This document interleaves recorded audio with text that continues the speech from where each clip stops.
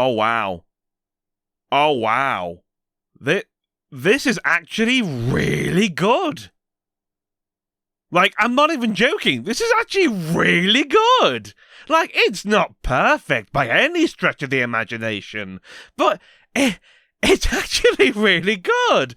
I am pleasantly surprised. The Bubsy 4D console demo released yesterday on the 22nd of April 2026, and I gave it a go. I did watch the initial gameplay trailer back when it released, and I've got to say I was actually rather intrigued by it. And boy, oh boy, does it surprise in the best possible way. Oh my goodness. Writing-wise, you can tell this is the most, millennial Gen X writing possible. But I think that's kind of part of the charm. Bubsy's written like a down-and-out millennial uncle, and I guess that's just part of his character now, which, it's got a bit of a charm to it. I'm not the biggest fan, but I think it fits. Bubsy sounds pretty good, actually. My only real gripe with the voice lines is that there's only so many times I can hear T-pose baby before it becomes rather tiresome. But other than that, writing and voice acting, yeah, it's pretty superb. But what really matters here is the gameplay.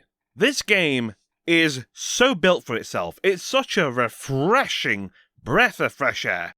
You have access to the first 3 levels of the game in the first world, and it's fun. You get taught the very basic mechanics that you get given from the get-go. There's no stupid skill tree or anything like that. Take note, Sonic Frontiers. And unlike Sonic Frontiers, the world is built around the way your character functions. The way you can run on all fours, you can leap, you can float. You even have access to a fairball mode where you just inflate into a massive ball and you roll around, and you can control the speed as well. And with this mode in particular, you can work the momentum really well, especially on the tunnel tube sort of segments where you just go all over the place and it just takes you to the next area. That is a lot of fun. I remember seeing it in the trailer, and the first thing I thought was, this is absolutely the Homer Simpson fat mode from the Simpsons game, all the way back in, 2008?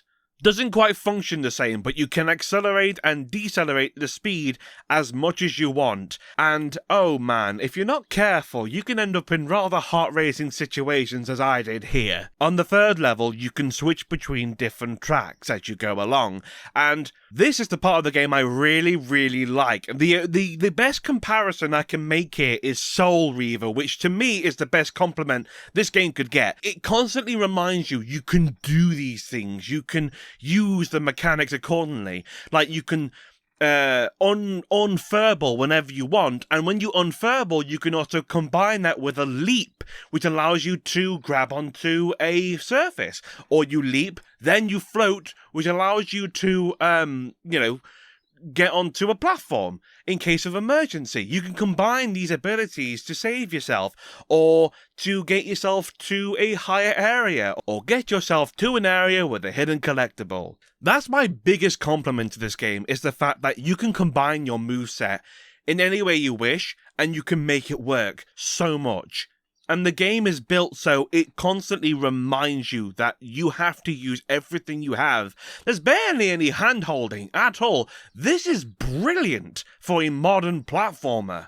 We're finally allowing kids to be reintroduced to non-hand-holding video games. Like, it has the basic linear go from point A to point B, but how you go about doing that, there's no singular way of doing it. You can take your time, you can speed run, you can do whatever you want. You can explore, you can find the Woolies from the previous 3D game, the villains, and some of them are like retired, sort of. They just choose not to take part in this whole whatever's going on in the story, because the story, I forgot to mention that actually, the story is like these robot sheep have now taken over the Woolies, and these robot sheep took a golden fleece, which I think is from the previous 3D adventure. I think I'm not like super like knowledgeable when it comes to Bubsy lore.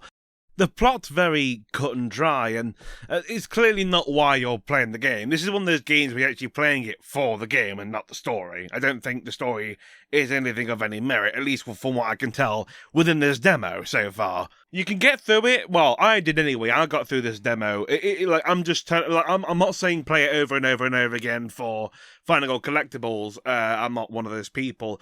I just played through it, and it took me just under an hour, like 53 minutes or so. And I gotta say, with what I've played, I really, really enjoyed it. I do have a few little gripes.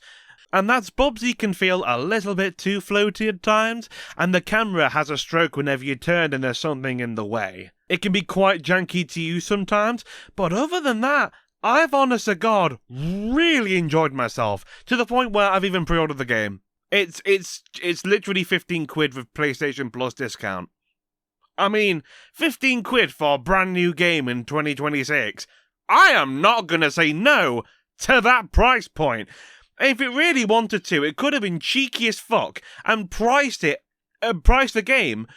Atari could have charged us 40 quid. That's what most companies would do today. They'd make an experience like this, charge us 40 quid and call it a day. Not Bubsy, it's 15 quid. And you get what so far I've had a rather positive experience. I'm really looking forward to the final release of this game. If you've played the demo, I'd love to read what other people think about the demo as well. Comment down below if you've played it already. But that's it for this video. Like and subscribe if you fancy, and yeah, have a lovely day. I'll see you next time. Bye bye!